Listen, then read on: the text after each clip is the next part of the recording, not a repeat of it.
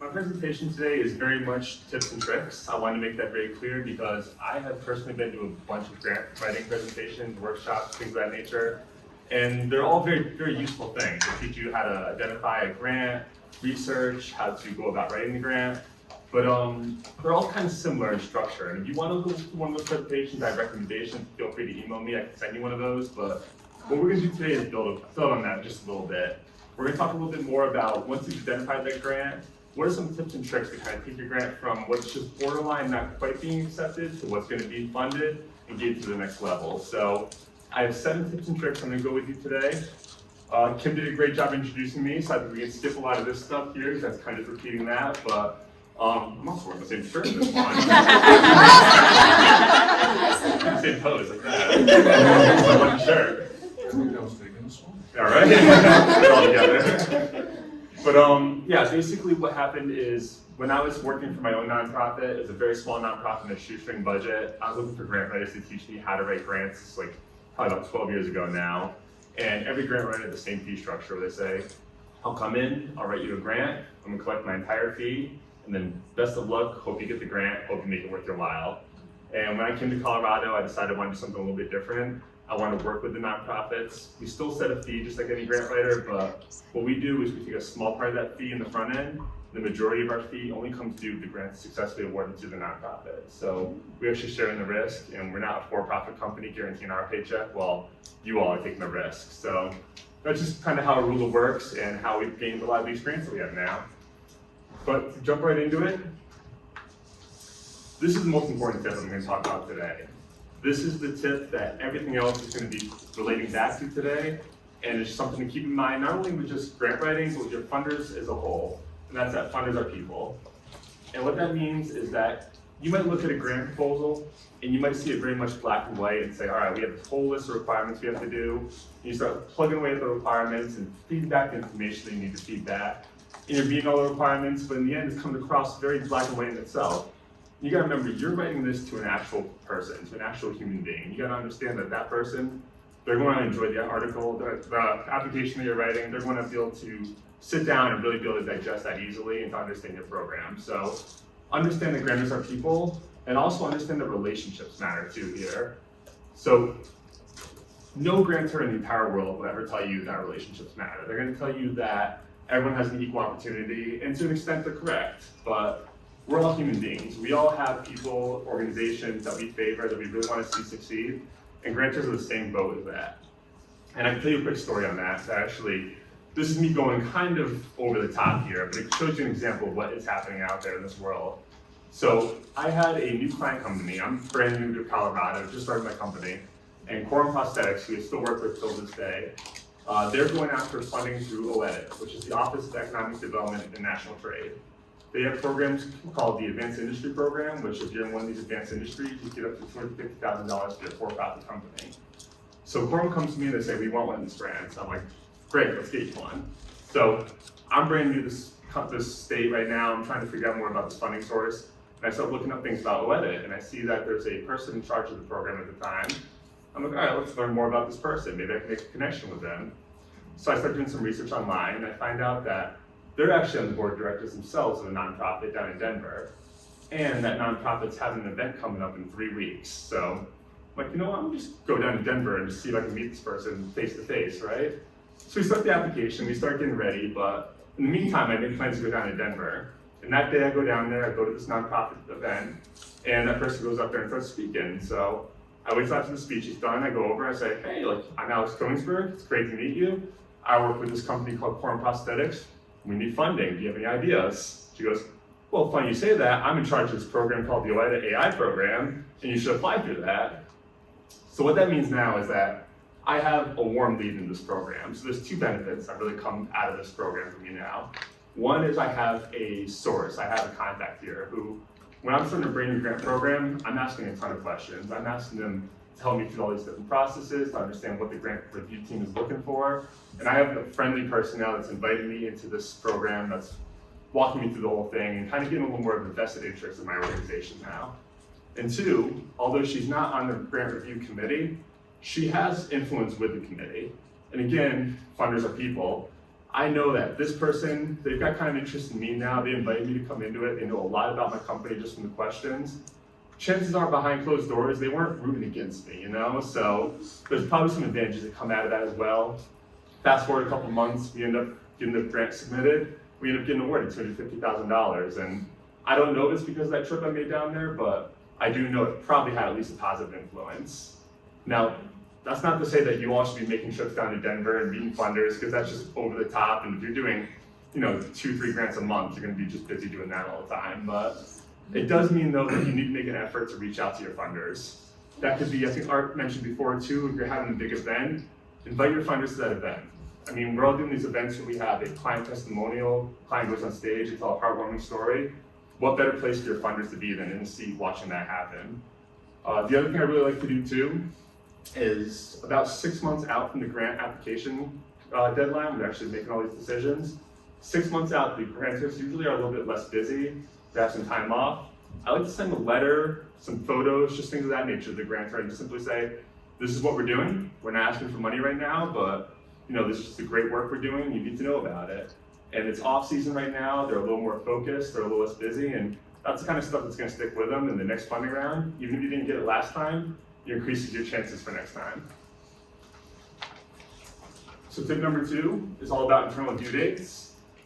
So if you've ever worked on a team, whether it be an internal team with like your finance person, your program coordinator, whatever it might be, and especially if you work with an external team, like if you're working with another nonprofit and a grant together, this is gonna be a lifesaver. This is gonna help you out so much. So show of hands, for anyone that's ever done a grant before, have you ever had a grant that was due at midnight and you're sitting there at 11:45 p.m. struggling to get something in right now? Because we've all been there. We've all absolutely been there. And you have to go back and look and say, did I actually get it in time? So that is terrible for your mental health, right? There's no reason we need to put ourselves through that. There's no reason we need to put our teams through that. We should not all be doing that. So if you set yourself an internal due date ahead of time, you're gonna now have something else to focus on. And you don't have to be kind of being sneaky about this. You can tell your team, listen, this grant's gonna be due on October 31st. From this point forward, we're gonna act like the grant's due on October 24th.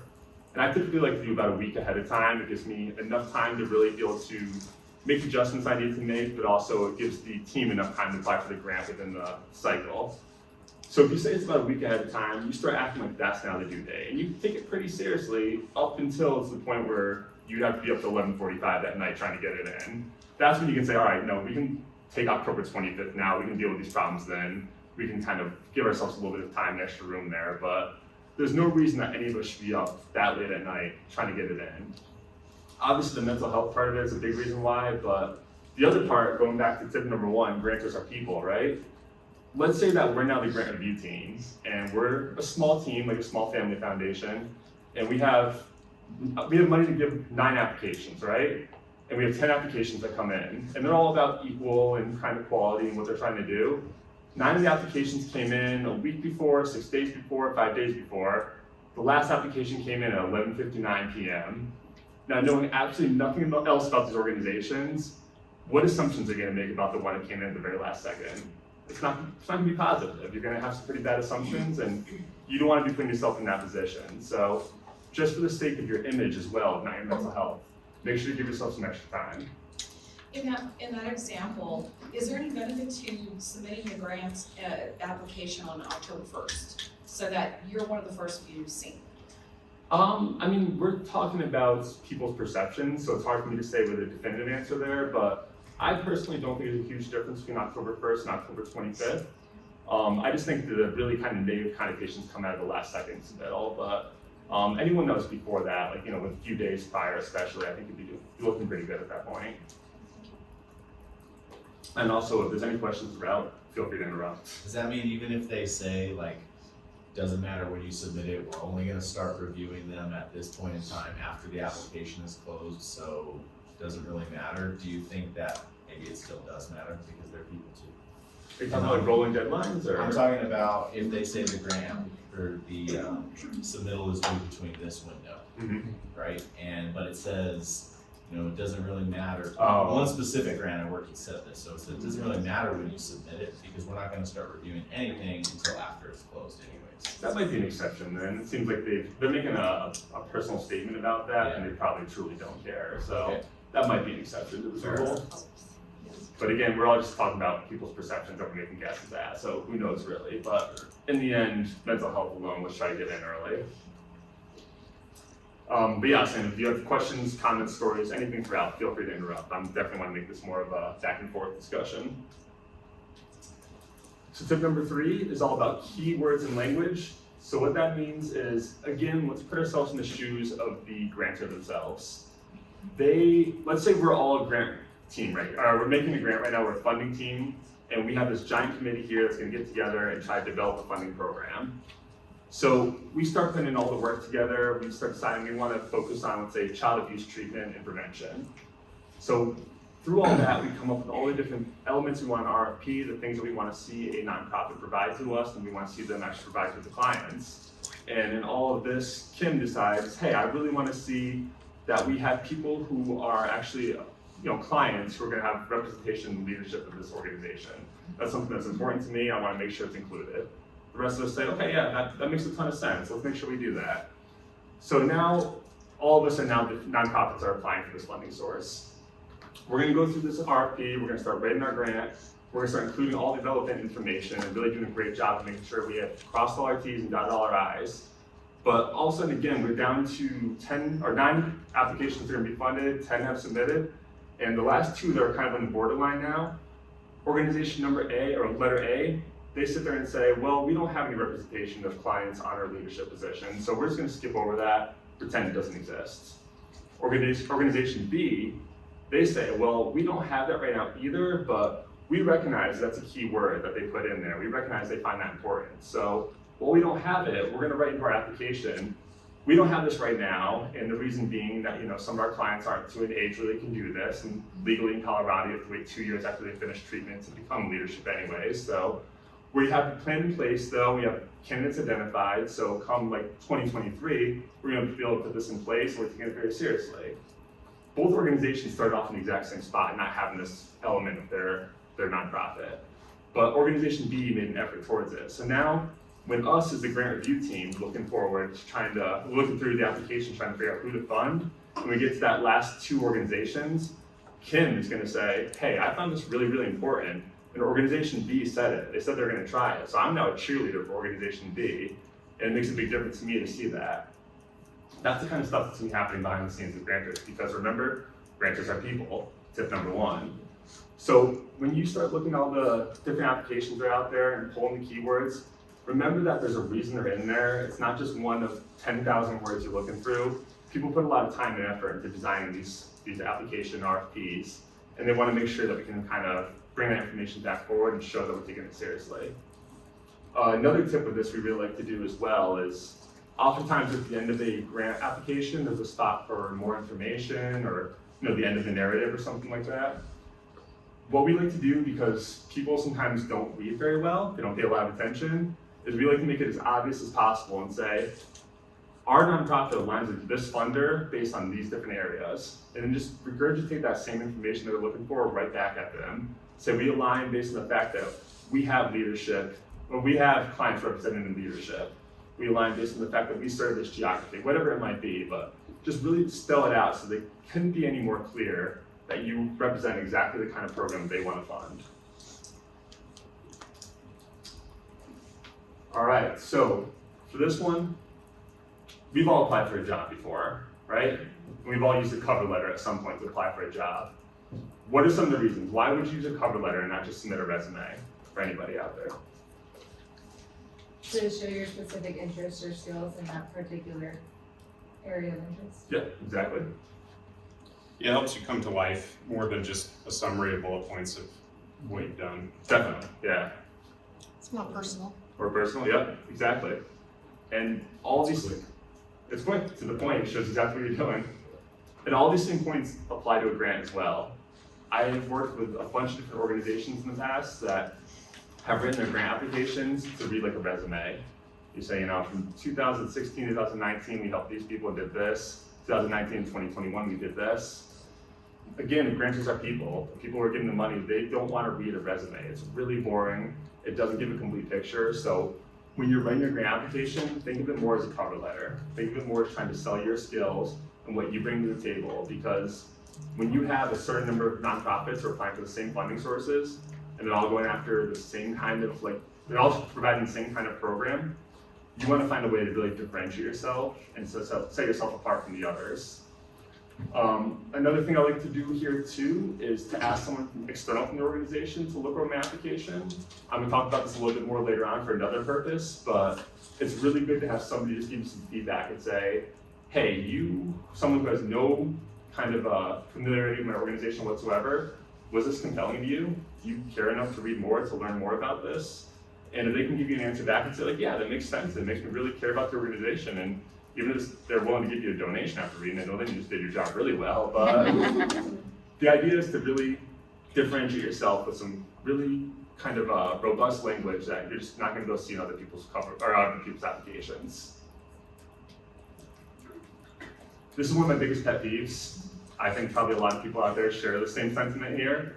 How many times have you been reading something, whether it's like, a scientific article or a news clipping, whatever it might be, and it's just filled with so many acronyms that it interrupts your reading to the point where you can't even really keep moving forward. The same thing I see in grant applications all the time too. I've worked with so many different nonprofits where, and to a certain degree you need them, and I get that, but once you start filling the application up with too many acronyms, it becomes really hard to read. I personally, around 3 to maybe 4 acronyms is when I start having trouble remembering which ones are which. I don't know how everyone else feels about that, but once you hit like 3 or 4 like kind of brand new acronyms, not talking about ones that are familiar with FBI or something, but brand new things, that's when I start really having trouble. So just as a rule, think about it yourself in the shoes of the grantor. Again, they're people, and they're gonna have the same trouble as you and I. There's some real disadvantages if you have too many acronyms. One of which is, of course, that they're going to struggle to actually go to read your application itself. The other one though is that even though they are going back and trying to like decipher what the acronyms are, we're trying to create a story based on the last one we were talking about. We're trying to create a really compelling story for people to really care about what you're trying to do and to want to give you funding. If I have to interrupt that story constantly by going back to check an acronym, you can't have a good flow. You can't be a good storyteller if you're constantly being interrupted. It's like if someone's giving a speech up here and someone were to come into the door every 3 minutes and ask a question, I wouldn't be able to really get in a groove and be able to communicate with all of you. It's the same thing with application right here. So avoid acronyms as best you can. Occasionally they're necessary, but a lot of times I find that acronyms could easily be switched over by saying the program. Something that as simple as that. And the funder will know what you're talking about because you're probably asking for funding for just one program anyway. So rather than having your 5-letter acronyms, go with that. The same with jargon too. There's a lot of, especially scientific applications you've dealt with, that the jargon can just be completely out of control. And again, let's try to simplify that. A lot of funders aren't lay people for the kind of stuff you're trying to do. They're not gonna have the kind of level of knowledge and information that you do. So try to substitute out any major jargon for just simpler words. Again, call it things like the program and just make everyone's life much easier that way. I do have a quick question on that. Yeah. With the jargon, especially if it's in the application itself, so they're describing it using its jargon and trying to tie those things together, do you find that that's then acceptable to use jargon a little bit more? Definitely, because you're pulling the keywords at that point. Okay, So you want to make sure you understand that their jargon's identified and that you're able to keep right up with that. okay, So in that case, definitely. okay, thank you. Any other questions? I do, yeah, so if an acronym is necessary, say you use it once or twice, and then you need to reference that again, and the program may not necessarily make sense, in that case, do you recommend like spelling out the acronyms, or what is another way to kind of like address that? Spelling out the acronyms can be helpful. Oftentimes there's character count limits for applications, so that can be a little bit challenging as well. So that's something that's easy to do, that's great. If not, again, I like just try to simplify it. My example from before of the program's an easy one. Okay. It might just be, so like again, we'll go with the child abuse example from before. One organization we work with has a child abuse treatment program, which they often shorten to CATP, which is obviously kind of an obscure acronym. You could easily say just like, victims of abuse, but identifying their victims. You could say the program, you could say, services offered, things of that nature, but just try to simplify it best you can. Okay, great, thank you. Anything else? What if the reviewers are all PhD scientists in their field? Then they jargon away. Yeah.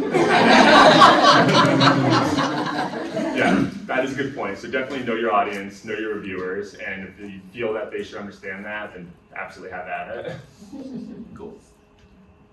Any others? Cool. Tip number 6. So this is one that I think a lot of nonprofits don't really understand until after a few applications in, but if your funder has dedicated funds for the whatever problem it is out there that you're trying to solve, chances are they at least have a base understanding of what the problem is, right? So if they understand, I'm gonna keep using child abuse because that's just one that's on my mind right now. If they understand that child abuse is a problem here in America, you don't need to spend a ton of time telling them that's a problem because they already have funds out there, they're already trying to do something about it. There is oftentimes in an application a section for the need, in which case that is the spot to actually go to town and really try to explain what the problem is, how we can go about like really trying to address that. But in the end, if they already have funds out there, they want to see what you're going to do about changing that. They already recognize the problem, they want to know how you're going to fix that. So spend the vast majority of your application, probably at least 70-80% of it in the whole, talking about what the kind of solutions are going to look like. Talking about why you're the best applicant out of all the applicants they're going to get to actually solve that problem and how you're going to go about doing so. Again, going back to tip number 1, funders being human beings, they don't want to be constantly scared of this whole application. They want to feel like you're empowering them to change the situation. They want to feel like you're going to make a difference in the world using their funds to do so. And when you look at ways that you can get funding, there's kind of 2 different kind of paths here. One is getting funding through fear-based kind of fundraising, and the other one is through solutions-based. Fear-based can work. You can absolutely see it in politics a lot. You see a lot of different organizations or people that are able to fundraise based on saying, everything's going to hell. We're having so many problems in this world. You need to give. We need to solve this right now. And in the short term, that can work. You can get some funding from that, and we see it all the time. But the problem is you don't see sustained fundraising from that, because if you have the same organization coming at you every 6 months, every year, saying there's the same problem, the same scary kind of thing happening right now, and it's just as scary this year as it was last year, you're gonna get burnt out on that. You're gonna say, this is going nowhere. You're not actually doing anything to solve this. What is actually gonna cause a change here? And we all want sustainable funding. We all want to see funding that can come back year after year after year. So if you go more on solution-based fundraising, and you say, hey, this is a problem. It was a problem last year, and because of our effort, we lowered that problem by 15%, and by next year we hope to do another 20%, and your funding is gonna help us to do that. That's the kind of stuff that a funder is gonna really appreciate, and they wanna get behind, and they're actually gonna put their money behind as well. How are we doing on time, Tim? Oh, we're doing good. Cool. Another 15 minutes easily. This one, it sounds self-serving. I promise it's not, and I'm gonna explain to you why. So, and the reason it's not is because I'm gonna explain to you how to get a grant writer and get help from a grant writer for very, very cheap. So, grant writers bring a lot to the table, obviously. We've all been doing it for a long time. We understand a lot of different things out there. Art casually dropped before the idea of 2 different fundraising, or 2 different kind of ways to explain the problem, outcomes versus outputs. So, if you are brand new to fundraising, you might not know it. Does everyone know what outcomes versus outputs are? No. I'm gonna go into that too then. All right, so an output is basically saying that we have a program and we serve 100 people. That's it, done, output. We don't really know what that means. We don't know what's behind that. Serving 100 people can mean that I can say this program right now has 30 people in the room. I could have been up here just talking about my dog. Like, it doesn't really mean anything. An outcome means that we served 100 people, 80 of which increased their grades, 60 of which went to college, 40 of which went to get a new job, something along those lines. So that's one of the big things in fundraising right now is grantors want to know about outcomes versus outputs. And that's one of those obscure things that if you're brand new to grant writing, you're not going to know that, obviously, because why would you? So if you hire an experienced grant writer, you can ask a grant writer to come on a very short-term basis. And the way I look at it is we all have funding in our budget for going out there and getting education, continuing education, for workshops, things of that nature. Why not put some of that continuing education money towards a grant writer? And what you can do is you have yourself, maybe one of your colleagues, follow along in the whole grant writing process. You can learn about their whole process, how they identify grants, how they go about kind of the application process, and just learn the whole time off them. And then pick like a really good comprehensive grant, like the Colorado Common Grant is a good one that has a ton of information in it. You can really learn a lot from that. Have the grant writer write that with you, teach you and your colleague really everything there is to know about that. And then basically at the end of that, you've now gotten Grant Writing 101 just from someone that's dedicated to your organization, doing it towards your programs and helping you understand exactly what you're doing. The best thing about this is your Grant Writing 101 costs, that's not an application that might get funded at many, many times what you spend anyway. So if nothing else, it's kind of a gamble on top of actually learning, where you can actually get the money right back. What organization did you just mention, Colorado something? The Colorado Common Grant. So what that is the state of Colorado had a kind of consortium of a few different funders that got together and said, grant writing is complicated. We all have very, very different applications. Let's try to standardize this into one application. So that way people can just write one and they can apply across the board to all of our different organizations. So just when it comes to ROI and bang for your buck, having the Colorado Common Grant on hand is a really helpful thing. In theory, that's what they did. In practice, it's a little bit convoluted still because each one of them still has specialized requirements outside of that. So you're still doing a little bit of work and it's not completely standardized, but it is a good, very comprehensive grant that has a ton of information in it. And if you're gonna ask a grant writer to write one for you, I definitely recommend that. Bohemian is another good comprehensive grant. What is it? Bohemian Foundation. Booking me? Bohemian. Bohemian, okay. Cash Strikers organization. They're another good comprehensive one, but they're also a lot of very unique information that no other funders really ask for. So the Colorado Common Grant would be the one I definitely recommend. But yeah, so just kind of use it as an opportunity to really better understand grants and to get a better picture of what it is that you need to know as an applicant. The other thing that can come out of this too is most any grant writer out there is going to have access to grant writing or grant searching software. Another quick side tip as well is a grant searching software called Foundation Directory Online is available for free to any of you. The only caveat is you have to be here in the library or the downtown library, any Larimer County library, and then you can get access to that software. But it is completely free to use. What was on the Yeah. Oh. Foundation Directory Online, FDO. So, one second. What you're gonna do is you're gonna come to the library and you're gonna go onto the library resources page and you're gonna look for the nonprofit section. And in the resources there, you're going to look under, would it be grant searching software? Grant making software. And that's where you see FDO on there. So, any of the librarians here should be able to help you find that as well. You do have to be present in the library to actually find it. Can I just share a resource? Yeah. So I came from the performing arts sector to the community sector. So when I started as a development director, I was like, okay, I know that.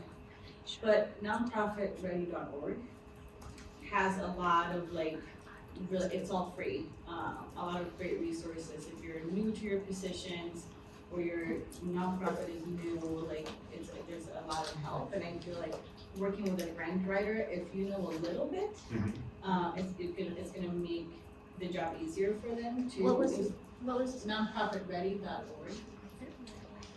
It's gonna help them write you a better grant too, and at that resource, you learn a little bit about grant writing, but gives you some information. Yeah. And I then love just that. one more time, what was FDO? Foundation Directory Online. Directory. Thank you. Okay. Another tip that I'm thinking about right now is if you want to purchase another grant writing software you can have at home, there's an organization called TechSoup. Is everyone familiar with TechSoup here? Yeah. Okay.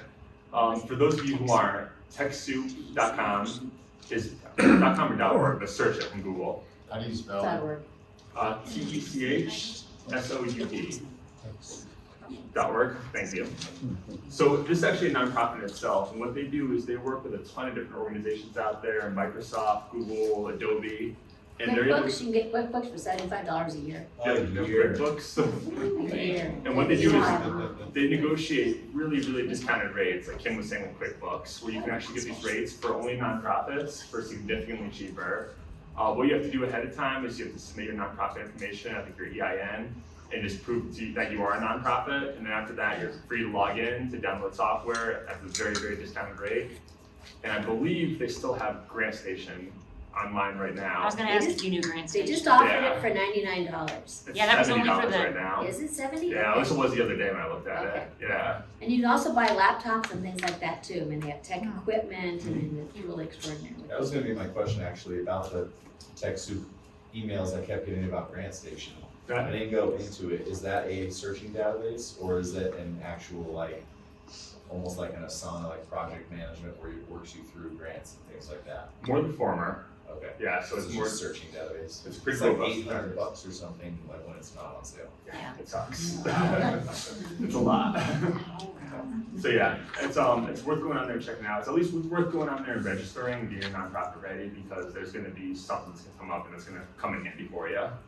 I will say Grant Station, I used it for my nonprofit and we signed up for like $100 like last year, and then we just signed up again. The 20th and the 21st, it was $100, but they give you specials throughout the year. But anyway, there's a lot of nonprofits out there, a lot of foundations. They don't have a website.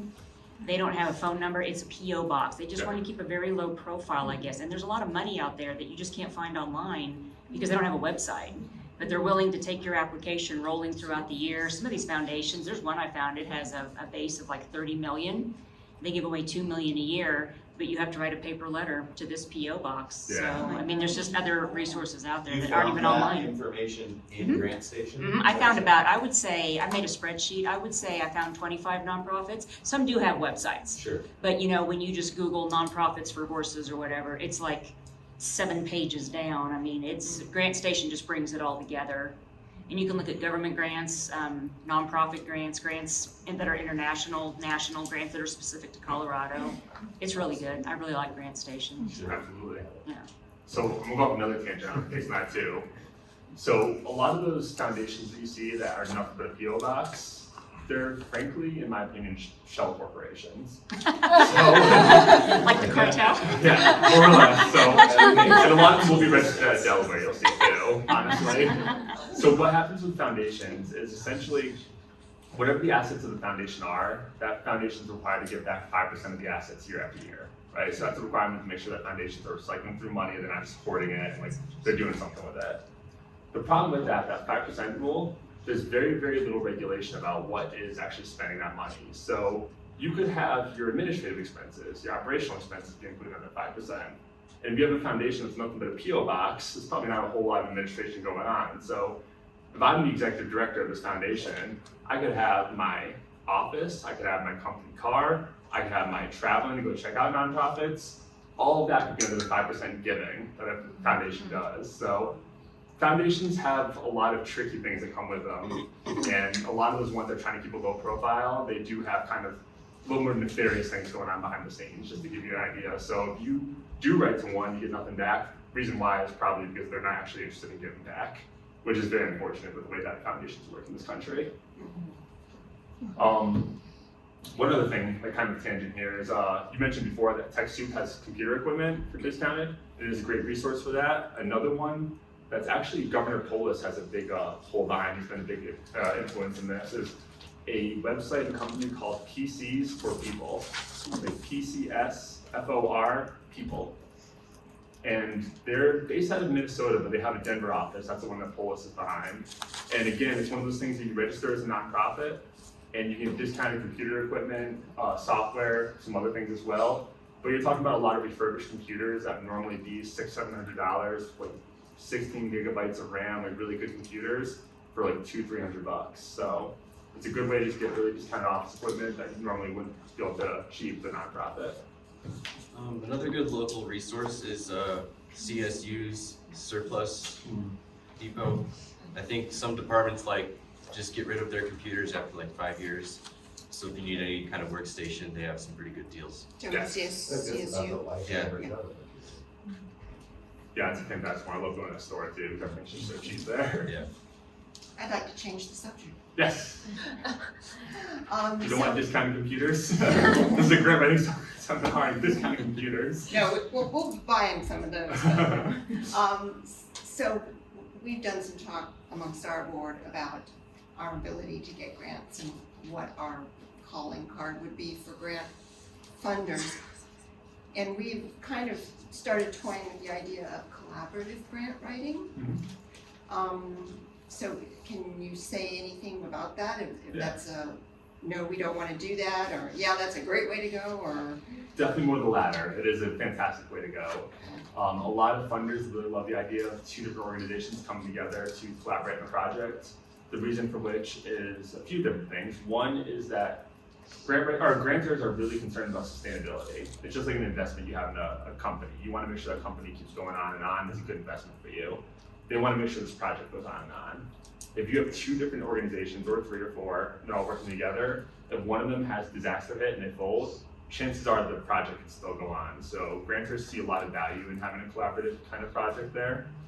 And 2 is just the resources that you can bring to the table as well, both in the writing process, when you're actually writing the grant, 2 different organizations that can either help kind of collaborate on it, share the cost of the grant writer, provide information that needs to be provided, write narratives, all of that's gonna be easier. And then to the life of the project as well. If you have another organization you're working with, and you can really get like kind of a project together that you both understand your roles really well, and you're both working in really synergistic ways, it's gonna make the project go much easier as well. So, huge advocate of them, not enough nonprofits do them. And also, it kind of helps to eliminate the silo problem that we have, especially in Fort Collins, where we see a lot of nonprofits where this one over here is doing the project, and this one over here is doing the exact same project. And it makes a lot more sense for them to be combining forces, combining administrative costs, combining everything, but they don't. They stay 2 different projects, 2 different nonprofits. So collaborating is I'm a huge fan of that, and we need to see a lot more of that.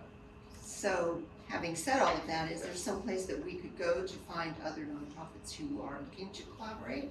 That's a good question.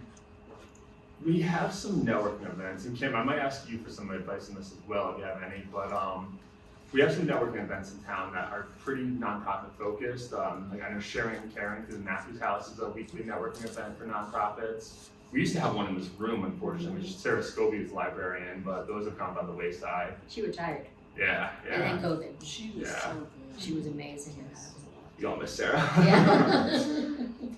The Chamber of Commerce does have a pretty robust nonprofit group, and they are represented at some of the meetings, but do you know any really good nonprofit focused No, networking? and I think one of the things that's actually happening in town is a couple of us, Alex is involved in things, he's introduced me to people, I'm involved in some things, and we're trying to start connecting each other with kind of resources and then starting to create things. This is the first of something we're looking to create ongoing, but I really do think that there's a place for that, for nonprofits to collaborate and just connect and share. And so I really believe that that's going to be happening. It's just kind of in process. We're talking with the chamber. There's things that go on at the Lyric that Maya is doing. Talk about the Lyric, yeah. Yeah, so anyway. So the Lyric's a There's really a good need. one. So Maya at the Lyric, she's fantastic. And what they're doing is a monthly event through the Lyric itself, where it could be anything from just like a networking thing to we have upcoming right now what we call it, a film festival, a nonprofit film festival, where basically we're gonna partner different filmmakers with nonprofits and have them work together to create a film, get advertising for the nonprofit. We do these volunteer matchathons where twice a year we have nonprofits sign up. We have a whole bunch of volunteers in the room, and we give the nonprofits a chance to talk to the room and be matched afterwards based on who wants to volunteer with the nonprofit. And we do something similar to Shark Tank as well, where you have some funders sitting in the room. The nonprofits go on stage and they can actually pitch to the funders and ask for funding for a certain project or event. So keep the Lyric on your radar, try to sign up for their newsletter. It's a fantastic resource, and Maya's really kicking butt at trying to focus on nonprofits right now. This advice for grant writing, how much of it applies to for-profit businesses? So I'm trying to start a for-profit business that deals with affordable housing, trying to reduce the affordable housing shortage. So the goal of the business aligns with some things that other nonprofits are focused on, but it's not a nonprofit that I've created. Are there grants out there for that kind of thing? Or is this really all specific to official nonprofit entities? So the presentation was designed with nonprofits in mind, just being part of the nonprofit track today, for sure. A lot of the advice is applicable. So I started off my first story talking about going down to Denver and meeting that person, and that was with a for-profit company for a for-profit grant. So I didn't know if that was a one-off thing or if that was common in your line. that was a one-off thing for the most part. We do try to like have relationships, but that was when I went the most over the top with it, for sure. No, I basically- meant, I didn't know if that was a one-off thing that you were working with a for-profit company. Oh, no, we work with for-profits. We just worked recently with Bordick Watch Company and got them a $250,000 grant through OEDIT. We worked with Delta Brick down in the mountains, I can't remember the exact town, but somewhere in the mountains. So yeah, we do work with a lot of for-profits as well. That's just my agency in particular. But there is for-profit grants out there. They're a lot trickier to get. A lot of times when I'm working with a for-profit, and I've actually talked to John about this before, is to partner with a nonprofit based on what you're trying to do. And if you can find a nonprofit that can go for the grant funding, your for-profit can then sell your product or service to the nonprofit, who can then use the grant funding to pay for it.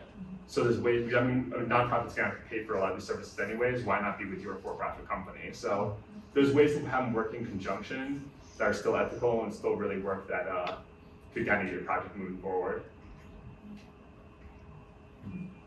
Can you talk about federal versus state versus county, Bohemian? Yeah.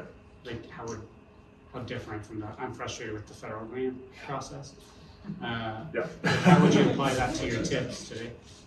Federal sucks. There is a wide range of federal grants out there. So I've had some federal grants that were not completely pulling out your hair terrible, and we were able to get them, and we were able to, get reimbursed and have it all work out. For the most part, I'm not gonna lie, we don't really try to do too much in the way of federal, just because there is so many strings are attached to it. There are organizations out there that specifically work with organizations to do federal grants. So I know of a couple. If you're ever interested in going after some major federal dollars, I can make that introduction.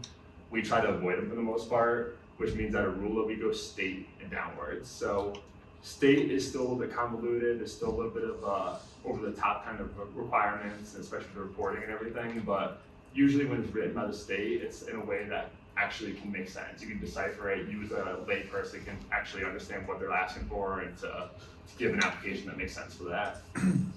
Once you get down to county and to different kind of fund-making organizations like Bohemian, those kind of grantors, that's when you're dealing with more real people, which tip number one is when it really starts to make sense there. So I really like working at that level the best, because that's when you actually can even meet the people that you're gonna be getting funding from. You can really kind of understand what they're looking for. They're much more straightforward with what they're looking for. So I'm a bigger fan of sticking at that level, especially for the smaller nonprofits.